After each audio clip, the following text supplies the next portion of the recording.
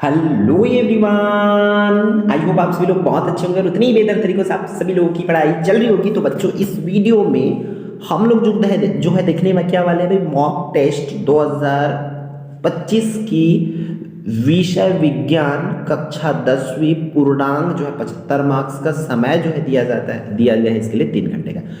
अब इसकी बहुत से बच्चे कमेंट करने वाले पेपर के बाद क्यों, बहुत से बच्चे यही कर रहे थे। पिछले वीडियो में मैथ्स की प्रोवाइड कराया हूँ, तो मैं बच्चों आप लोगों को बता दूं, अगर मैं पेपर से पहले क्वेश्चन पेपर प्रोवाइड करा दूंगा तो इतने बड़े लेवल में छत्तीसगढ़ बोर्ड द्वारा पेपर कराने का क्या ही मतलब होगा।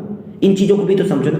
एज ए टीचर मेरा भी रिस्पॉन्सिबिलिटी है कि पेपर सही से हो, एक बच्चे की सही से तैयारी है कि नहीं, उस चीज़ का टेस्ट हो सके। टेस्ट का मतलब होता क्या है, इन चीज़ों को भी तो बच्चों आप लोग समझो। और ये वीडियो मैं बाद में प्रोवाइड इसलिए करा रहा हूँ ताकि जिनकी स्कूल में ये पेपर नहीं हो रही है, टेस्ट नहीं हो रही है, उनकी प्रैक्टिस हो जाए।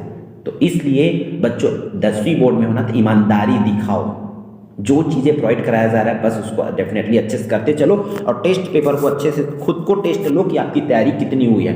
हर बार रियल पेपर के चक्कर में पढ़ोगे तो अच्छे से जाओगे, ठीक है। तो चलो फिर स्टार्ट करते हैं इस वीडियो को।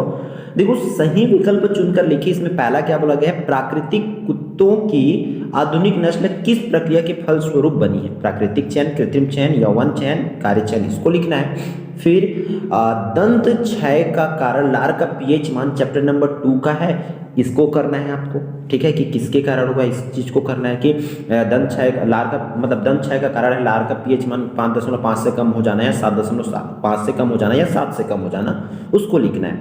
फिर प्रश्न तीसरा में क्या बोला जा रहा है, किस तत्व का आवर्त सारणी में स्थान जो है निश्चित नहीं है। तो आपको टिक करना है भाई कि हाइड्रोजन, हीलियम, सोडियम, क्लोरीन किनका है करके, ठीक है। फिर इसमें चौथा आज के पेपर में क्या आया था बच्चों की, किसी विद्युत परिपथ में विद्युत धारा की मात्रा को मापने वाला यंत्र का विद्युत परिपथ है ना।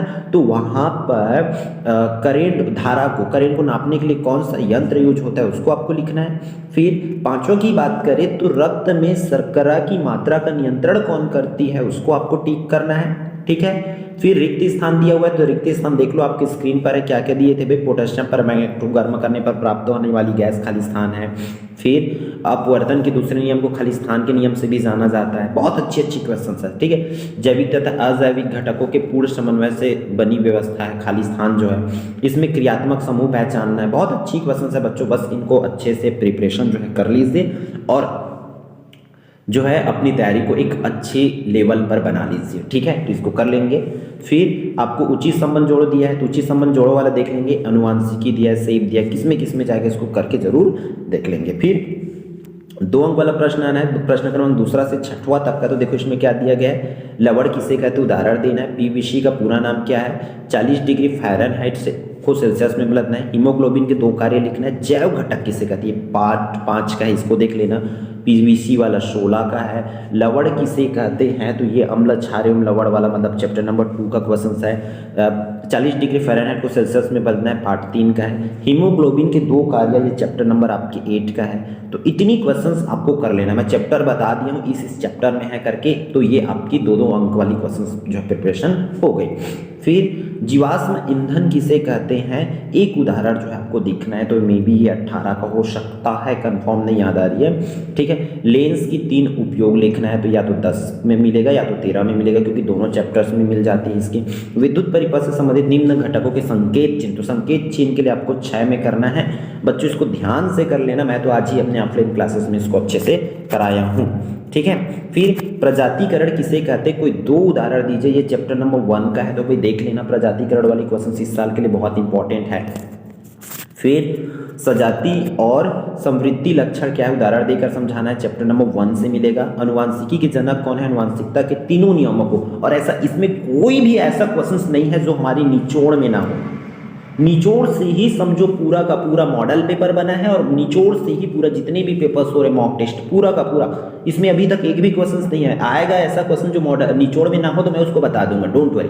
बट मैक्सिमम चांसेस है कि अगर आप निचोड़ कर लेते हो तो कोई सा भी पेपर सेट करके दे आपसे बनने वाला है। इसलिए निचोड़ पूरी तरीके से बच्चों फॉलो जरूर कर लीजिए। निचोड़ की 2 पार्ट में वीडियो डली है, चैप्टर नंबर 10 तक का अलग से, चैप्टर नंबर 10 के बाद का अलग, दोनों मीडियम में डल गई है, तो जा करके जरूर देखें, ठीक है।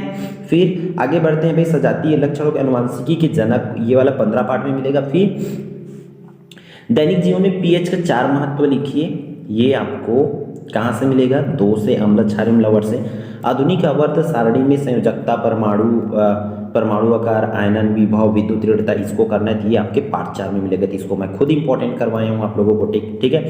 फिर 13 प्रश्न क्रमांक 13 क्या सॉरी प्लास्टर ऑफ पेरिस बनाने का है ना, तो ये आपको 16 में मिल जाएगा। 16-17 का है।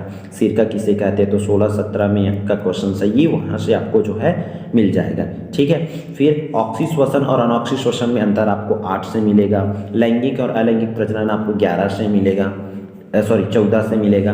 तो ये क्वेश्चंस कर लो इस साल के लिए। 3 अंतर आपको करना है, धमनी शिरा में अंतर, ऑक्सी अनॉक्सी में श्वसन में अंतर, लैंगिक प्रजनन अलैंगिक प्रजनन में अंतर, इतना को कर लो ध्यान से।